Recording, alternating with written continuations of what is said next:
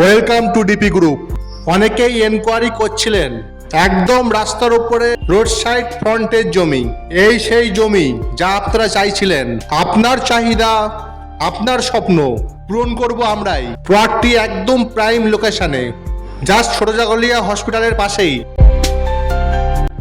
Demarcation সমেত এই 2 বিঘা you turning পয়েন্টের জমিটি চারিদিকে 150 ফুটেরও বেশি ফ্রন্ট, খোলামেলা ফ্রেশ একটা প্রপার্টি। এরকম একটা প্লট যেন হট কেক।